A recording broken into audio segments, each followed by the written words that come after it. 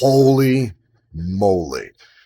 What's going on, Guardians? My name is the Black Link, and today, June 9th, 2020, Bungie brought the heat. Earlier today, of course, we had the Destiny 2 reveal stream for what was coming next. The reveal stream for Season 11.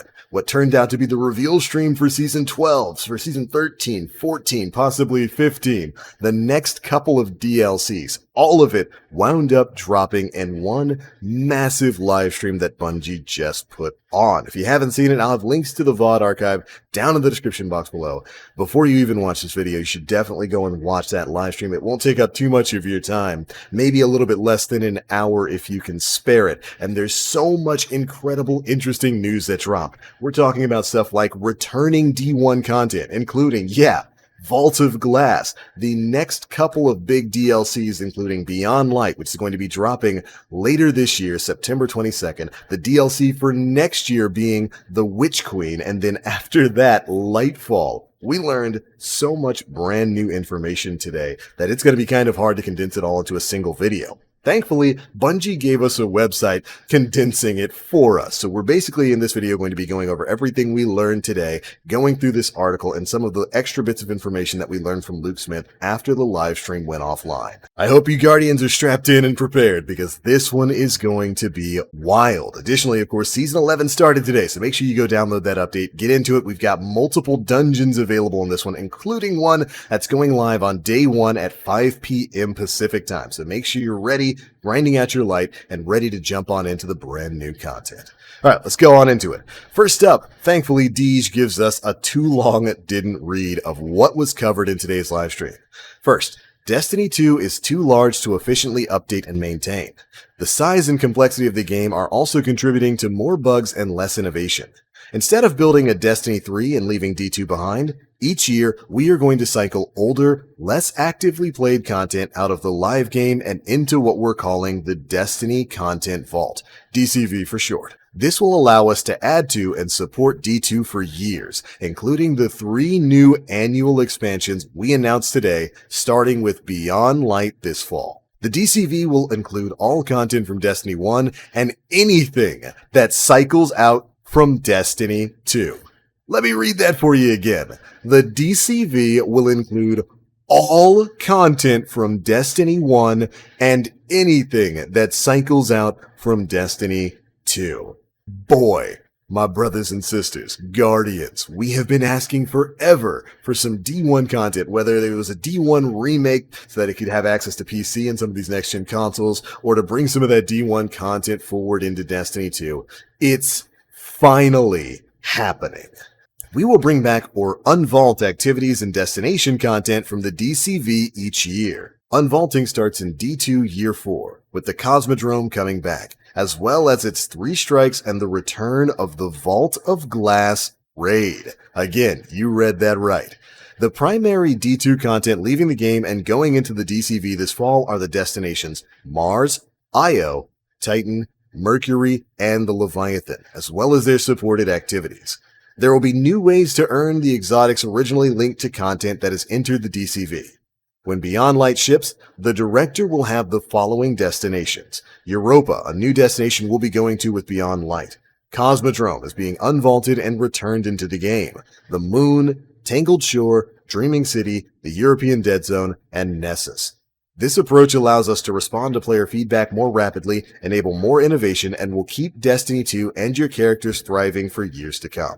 More details to come soon and throughout the year. So right there, what they're basically telling us is that they're looking at expanding Destiny 2 rather than moving on to a Destiny 3. And the only way they can do that is if they take some stuff that's currently in the game right now but not being played very much out of the game. That way they can expand on the amount of space that they have to put in new content and returning content. So when this goes into effect later this fall, in September 22nd, when Beyond Light goes live, Mars, Io, Titan, Mercury, and the Leviathan, and everything tied to them are going to be going away.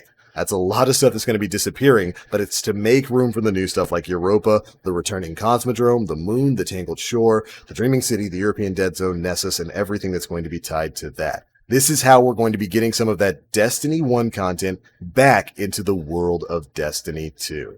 And I, for one, am sad to see stuff like Titan go away. Not so sad about Mercury and Io, but ultimately I understand if they want to continue to expand upon Destiny 2, they're going to have to trim the fat where they can. I'm okay with it. I'm 100% okay with it. It's going to be a mess for new light players and players going through the original Destiny 2 storyline, and hopefully they've got some sort of system worked out for that. But alright, moving on after that, we got a section titled Building a Viable Future in Destiny 2. And this is going to be talking a bit about the expansions that are going to be coming beyond Light. Earlier today, we laid out a vision for Destiny's future, built right inside of Destiny 2. A future where we maintain your characters, accounts, and continuity with our game system and build on each of them for years. This fall ushers in a new era in Destiny's journey, launching off a trilogy of expansions where your Guardian will explore the true nature of light and dark. And of course, that's going to be starting with Destiny 2 Beyond Light, which is launching again on September 22nd, 2020, just a few months. And of course, as a huge part of Beyond Light, there's going to be a lot of Titanic changes in addition to the content that's going into the vault and out of the vault. They also announced that Darkness is going to be a new element akin to Solar Void and Arc that you will be able to play around with when this expansion goes out. There's going to be a new subclass for it. It's going to be a new element type. There's possibly going to be new weapons. We got to see what looked to be a new exotic trace rifle that might just have a lot to do with the Darkness itself. But for all of you Guardians out there who have been clamoring for Darkness-affiliated Guardians, it's absolutely happening, and it'll be going live later this year with Beyond Light.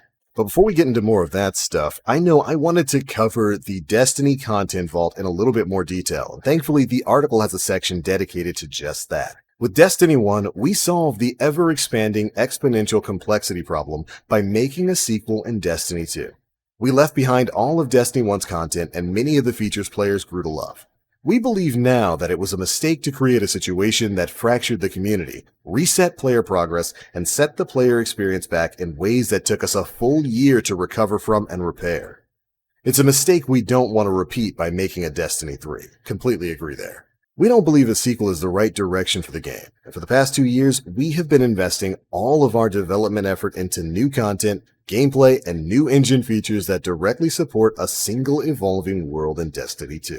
To create a sustainable ecosystem where the world can continue to evolve in exciting ways and where we can update the game more quickly, we're going to adopt a new content model that we're calling the Destiny Content Vault, DCV. Each year, usually at the expansion boundaries, we will cycle some destination and activity content out of the game and into the vault to make room for new experiences. The first cycle of Destiny 2 content going into the DCV begins this fall, with the appearance of the Pyramid ships in Season of Arrivals and the Beyond Light expansion, which we revealed today. Those events will usher in dramatic changes to the Destiny universe, affecting characters, destinations, and Guardians for years to come. To set a new mainable foundation for the game this fall, and to create room for Beyond Light and the future roadmap, the first Destiny 2 deposit into the DCV will be larger than those to come in the future.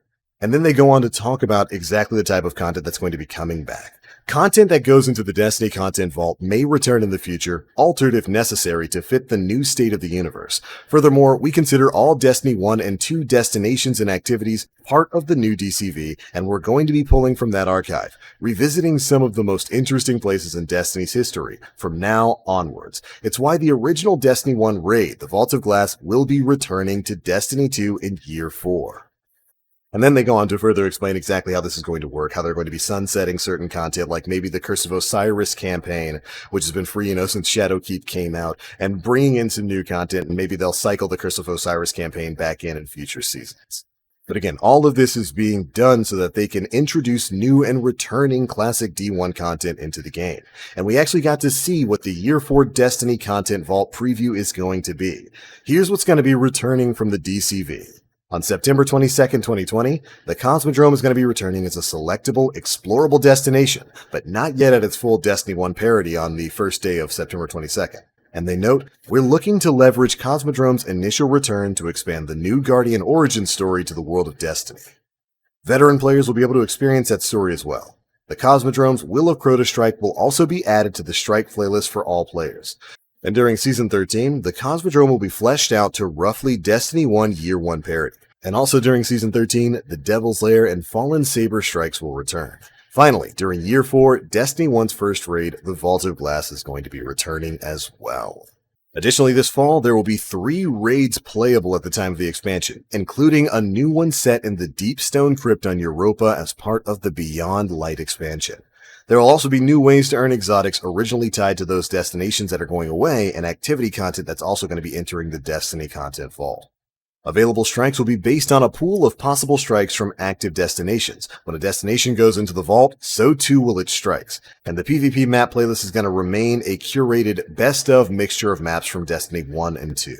Finally, Gambit and Gambit Prime are being merged into a single game mode, with their original armor visuals available to earn from the Drifter. And to be clear, the DCV does not apply to any weapons or armor in a player's inventory or vault. The DCV is more about activities and destinations. And while that no doubt leaves Guardians with a lot of questions about how this is going to work, Bungie says they're going to be covering that more as we get throughout the year. So there we go. The fall expansion is going to be titled Destiny 2 Beyond Light. The expansion a year beyond that is going to be the Witch Queen. And then finally, in 2022, we've got Destiny 2 Lightfall. And those are the major changes coming with the Destiny content vault. Yes, D1 content is coming back. They said all D1 content is going to make its way into Destiny 2 as a part of this DCV cycle. And those are some of the major changes that are coming there. All right. What about the stuff that's introduced for today? What's happening with Season 11? Well, we actually didn't get to see too much. We got a quick trailer showing off some really interesting stuff, some new enemies, we know who we're going to be fighting, and of course a lot of other smaller information was confirmed throughout the live stream. They did confirm that yes, Destiny 2 is going to be moving to next-gen consoles like the PS5 and the Xbox Series X, but they also gave us the information that there is going to be basically console or family parity between those consoles. So if you're somebody who owns a PS4 right now, you buy a PS5, yes, Destiny 2 in its entirety, your character, your save, the expansions, the games and stuff that you bought, everything that you bought is going to transfer over to PS5 free of charge. So if you own everything on PS4, you're going to have it on PS5 for free. You're going to be able to jump over to the same character.